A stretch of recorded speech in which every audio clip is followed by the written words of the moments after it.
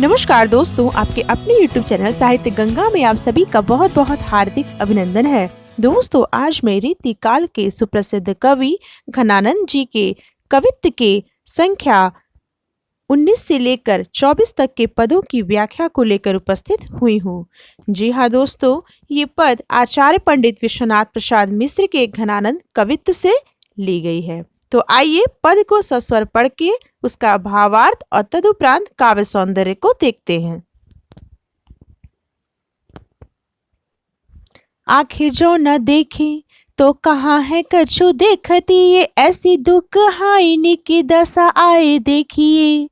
प्राणन के प्यारे जाने रूपे उजियारे, बिना मिलन तिहारे इन्हें कौन लेखे लेखिए।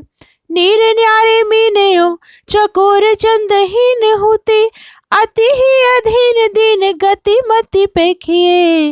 हो जुघने आनंद ढरारे, रस भरे भारे, चातिक विचारे सोन चूकनी भरे किए। तो दोस्तों आइए पद में स्थित कठिन शब्दों के सबसे पहले अर्थ को देख लें। दुख हाइनी अर्थात दुखिया, जान अर्थात सुजान प्रिय, रूप उजियारे अर्थात उज्जवल रूप वाले, और लेखिए अर्थात लिखिए, पेखिए समझिए, ढरारे अर्थात पसीजने वाले, द्रवीभूत होने वाले। अब आइए इसका प्रसंग देखें तो प्रस्तुत कवित्व में नायिका की विरह जनित दशा का अत्यंत दयनीय चित्रण है।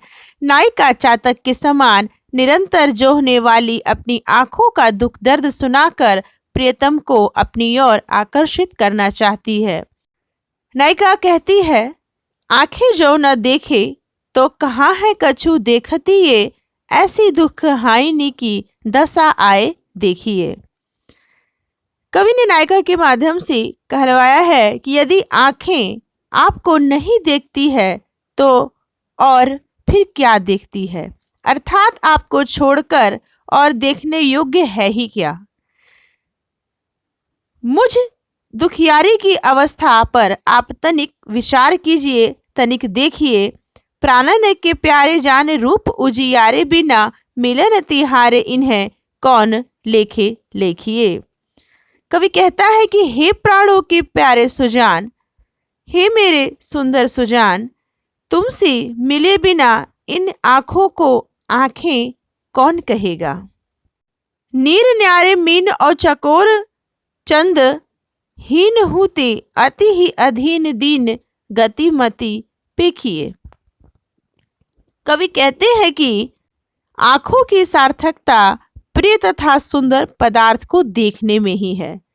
जल के बिना तड़पती हुई मछली और चंद्रमा के विरह में छटपटाते हुए चकोर से भी अधिक मेरी व्याकुलता बढ़ गई है। मेरी हालत पर और मेरी आंखों में आकर देखिए और तनिक विचार कीजिए।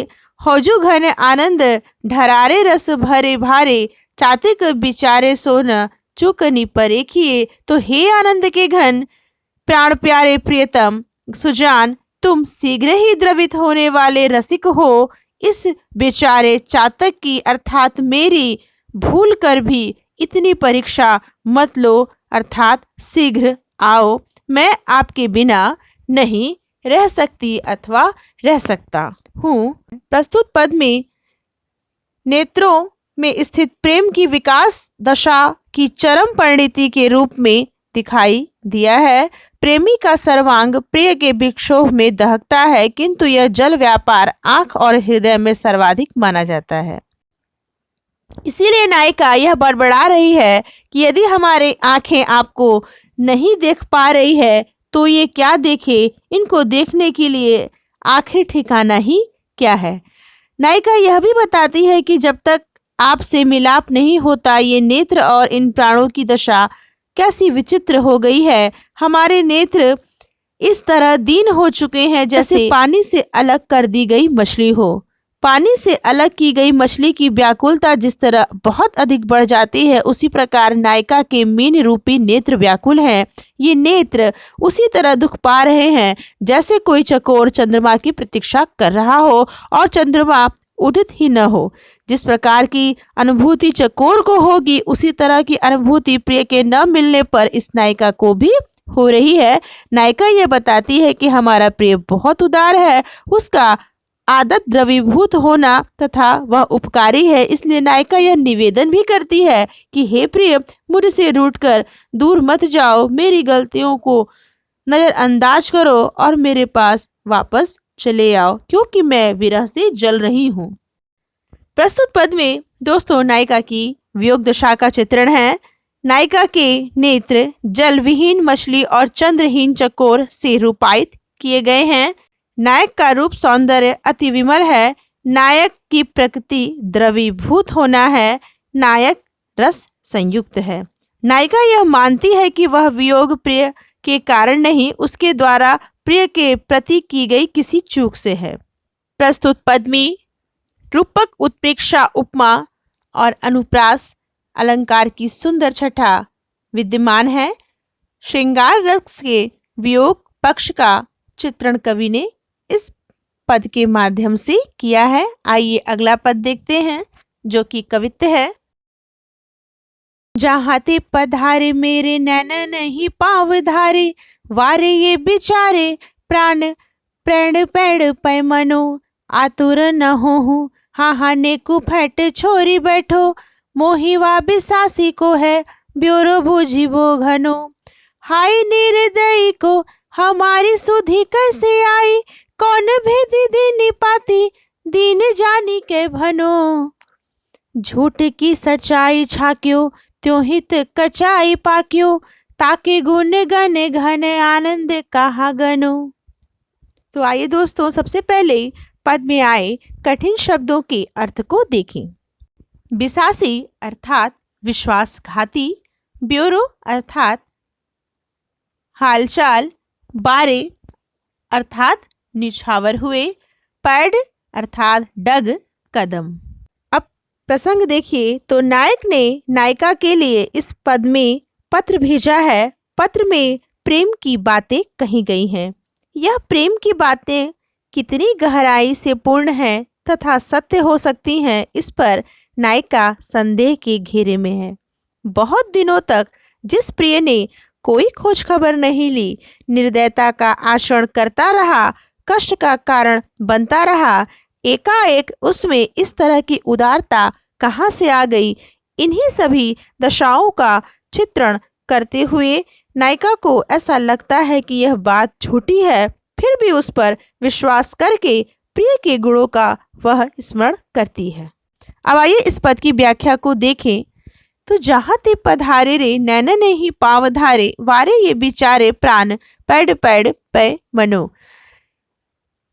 प्रिय के यहाँ से कोई दूत पत्र लेकर आया है। उसी से नायिका कहती है कि हे दूत, आप जहां से पधारे हैं उस पथ पर मानो आप मेरे आंखों पर पांव रख कर आए हैं।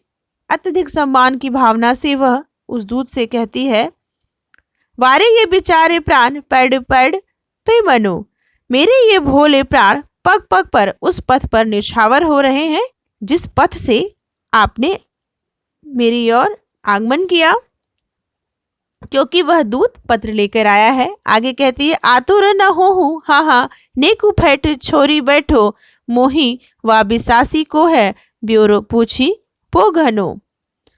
वह कहती है कि हे दूत, आप शीघ्रता मत करिए, तनिक फेटा खोलकर आराम से बैठिए, मुझे उस विश्वासघाती के संबंध में बहुत कुछ पूछना है। हाय निर्दयी को हमारी सुधि कैसे आई, कौन विधि दीनी पाती दीन जानी के भनो। नायिका कहती है कि उस निष्ठुर को हमारी याद कैसे आ गई, बताओ तो, हमारे ऊपर दया करके उसने यह पत्र किस प्रकार भला भेजा।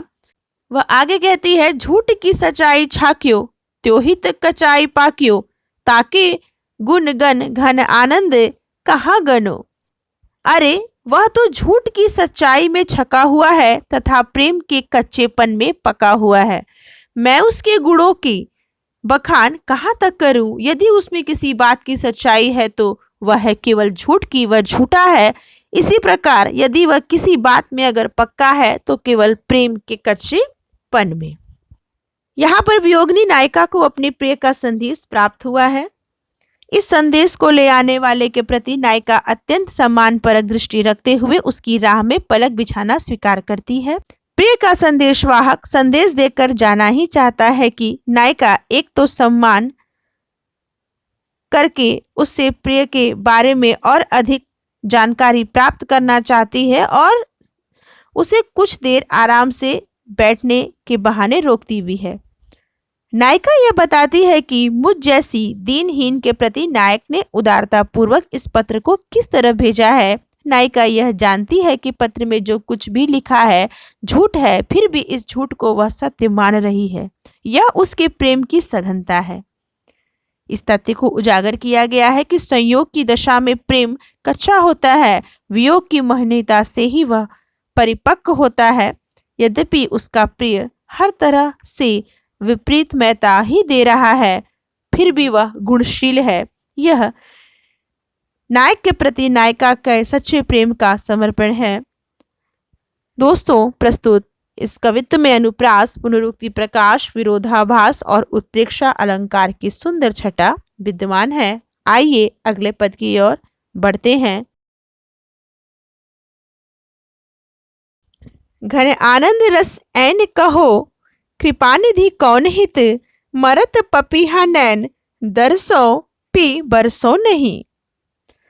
आइए दोस्तों, इस दोहे में स्थित कठिन शब्दों के अर्थ को देखें।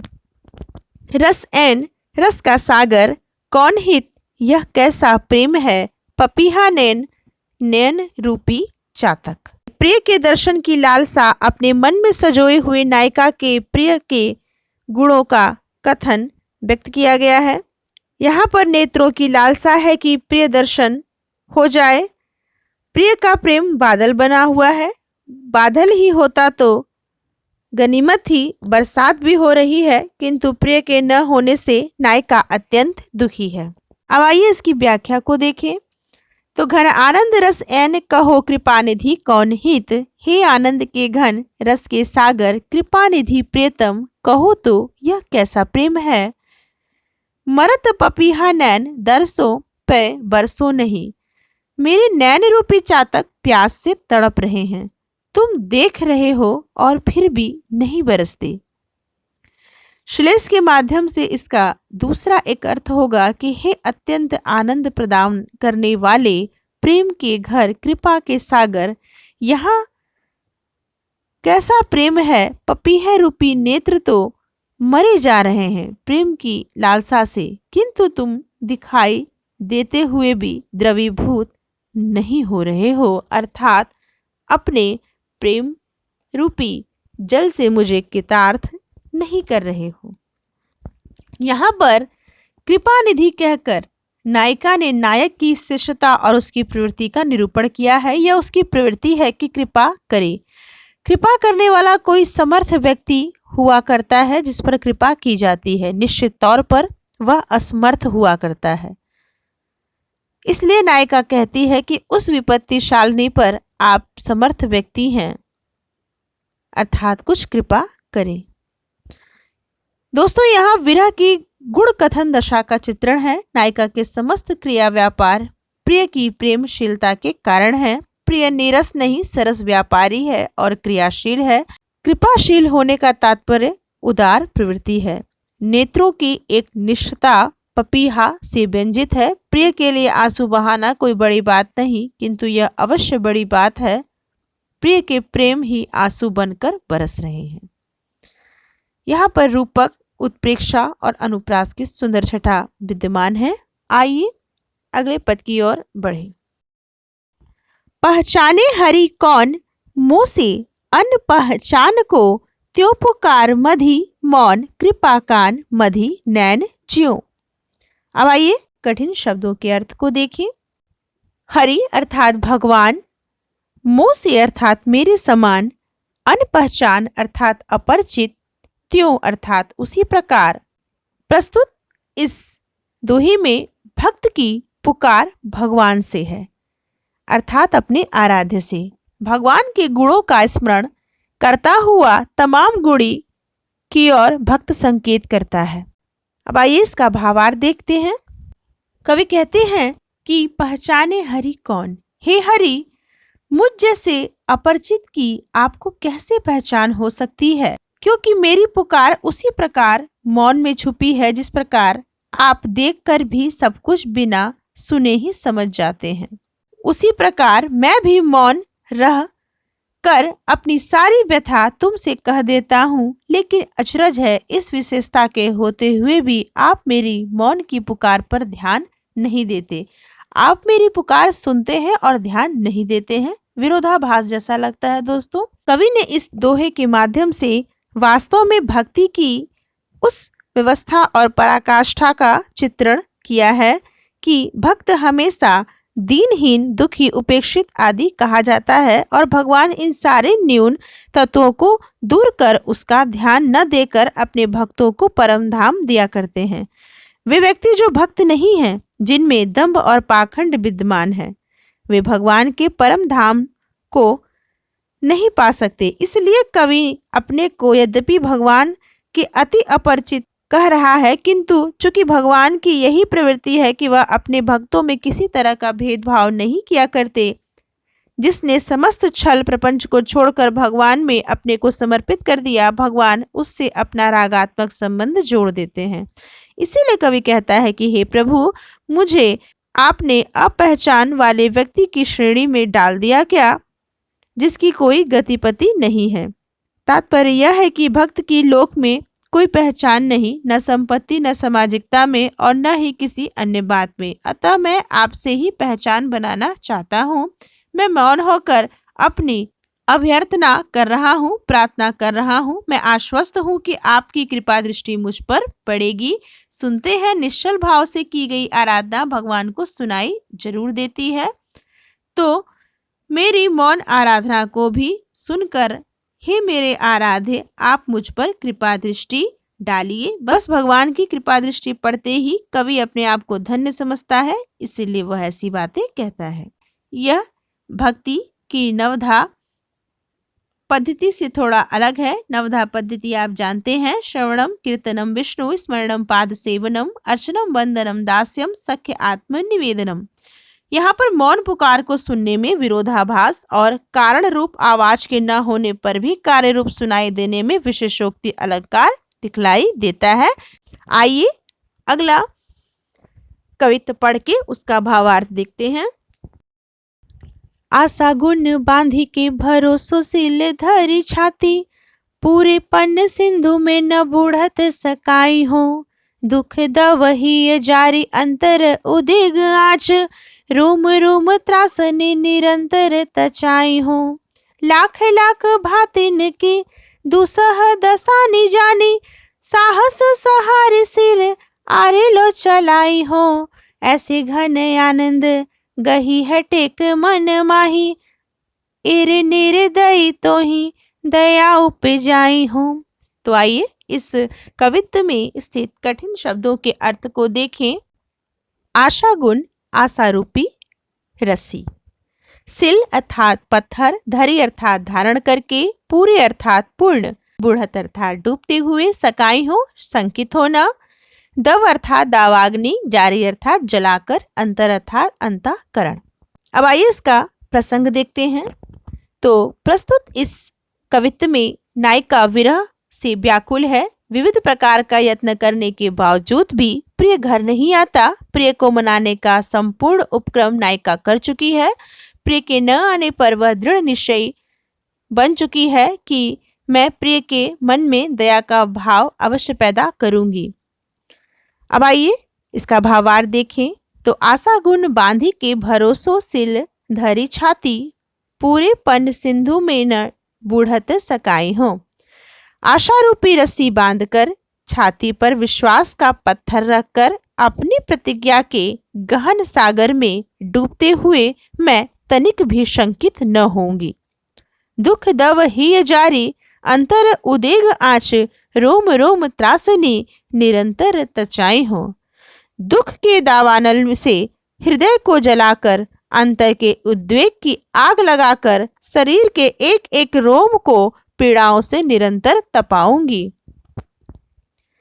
लाख लाख भातिन की दुसह दसानी जानी, साहस सहारी सिर आरे लो चलाई हूँ। लाखों पुकार से अपनी असह अवस्था को जानबूझकर भी साहस बटोर कर सिर पर आरे की भांति उन विपत्तियों को चलाऊंगी, अर्थात उन सभी कष्टों को साहसपूर्वक झेलूंगी। ऐसे घन आनंद गही है टेक मन माही, एरे निर्दयी तो ही दया उपजाई हो। तो हे प्रियतम, मैंने मन में ऐसा प्रण कर लिया है कि तुम्हारे निर्दय हृदय में दया उत्पन्न करके ही मानूंगी। प्रस्तुत इस पद में नायिका के हृदय में विरह की ज्वाला धू धू करके जल रही है। नायिका लाख दुख पाए इस विक्षोभ में दुख की अतिशयता को सहन करती हुई वह अपने दुख सहन करने की प्रवृत्ति से नायक के मन में प्रेम पैदा करेगी, ऐसा उसे विश्वास है। नायिका प्रिय के प्रेम के प्रति पूरी तरह आश्वस्त है। उसे विश्वास है कि उसका प्रिय अवश्य आएगा। छाती पर पत्थर रखना लोकोक्ति है, इसका तात्पर्य पूरी तरह धैर्य धारण करना है। नायिका का रोम रोम प्रिय के प्रेम में जल रहा है। नायिका मानो अपने सिर पर आरा चला रही है। आरा चलाना लोकोक्ति है, जिसका तात्पर्य अत्यंत दुख सहना है। नायिका जितना अधिक दुखी होगी उतना ही प्रिय के मिलने की संभावना बढ़ती जाएगी। तो दोस्तों, आस गुण भरोसो सिल पन सिंधु दुख दव उद्वेग आँच आदि में रूपक की अद्वितीय छटा विद्यमान है। साथ ही अनुप्रास पुनरुक्ति प्रकाश और यमक अलंकार की सुंदर छटा विद्यमान है। आइए अगला पद पढ़ी। अंतर आँच उसास तचे अति अंग उसीजे उदेग की आवस, जो कहलाए मसोसनी उमस क्यों कहूँ धरे नहीं थे आवस। नैन उधारी दिए बरसे घन आनंद छाई अनोखी पावस, जीवन मूर्ति जाने को आनन है बिन हेरे सदाई अमावस। अब आइए इस छंद में आए कठिन शब्दों के अर्थ को देखें। तो अंतर अंतःकरण, आँच अर्थात ताप, उसास अर्थात उच्छ्वास, तचे अर्थात तपना, उसीजे अर्थात उबल जाना, आवस अर्थात उमस, कहलाए अर्थात मुरझा जाता है, कुम्हला जाता है, मसोसनी अर्थात दबाकर, धरे अर्थात धारण, थ्यावस अर्थात स्थिरता, नैनव अर्थात नेत्र भी। प्रस्तुत इस छंद में नायिका का अंतःकरण प्रिय के विक्षोभ में चल रहा है। कवि ने नायिका के नेत्रों की अविरल अश्रुधारा देखकर यह अनुमान लगाया है कि मानो बरसात हो रही है।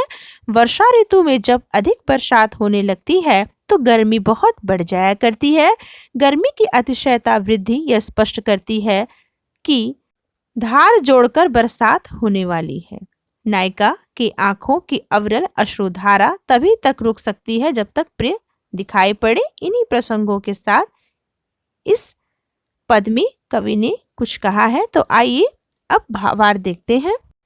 अंतर आँच उसास तचे अति अंग उसीज उदेग की आवस।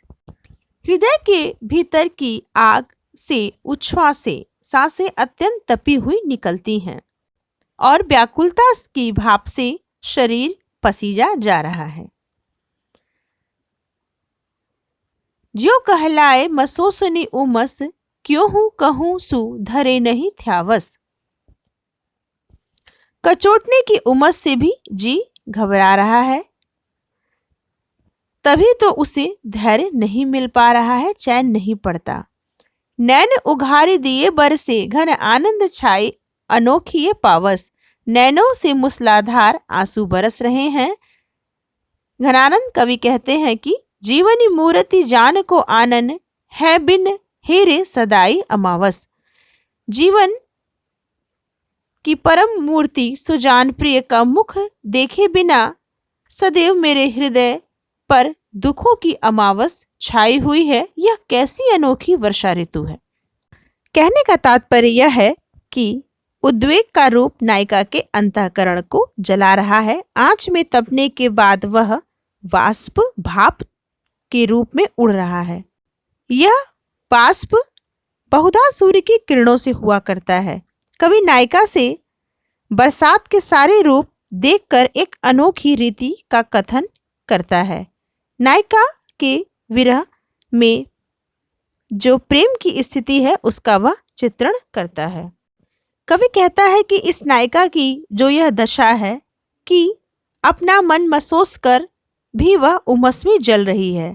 ताप इतना अधिक है कि नायिका धैर्य नहीं धारण कर पा रही है। कवि नायिका की स्थिति की तुलना बरसात की स्थिति से कर रहा है। अधैर्य के कारण नायिका के आंखों से अश्रुधारा बहने लगी है। कवि का कथन है कि हमने एक अनोखी वर्षा ऋतु देखी है। जिस प्रकार उमस बरसात की सूचना देती है, उमस के कारण अंग प्रत्यंग उबलते हुए प्रतीत होते हैं। गर्मी बर्दाश्त नहीं होती और तब पानी बरसना शुरू होता है तो धारा प्रवाह बरसात होती है। उसी तरह उद्दीप्त विरह के ताप से उमसित होकर नायिका के आंखों से अविरल अश्रु की धारा यहाँ पर बरसती हुई दिखाई देती है। आंसुओं की पंक्तियां कवि को बरसात का पानी लगे, यह एक परंपरा है। जायसी ने भी नायिका के नेत्रों से मघा नक्षत्र का अनुमान किया था। बरसे मघा झकोरी झकोरी, मोर दुई नैन चुवई जस ओरी। ठीक इसी तरह इस नायिका के आंखों से भी आंसू गिरते हुए कवि ने चित्रित किया है और बरसात के होने का एहसास बताया है।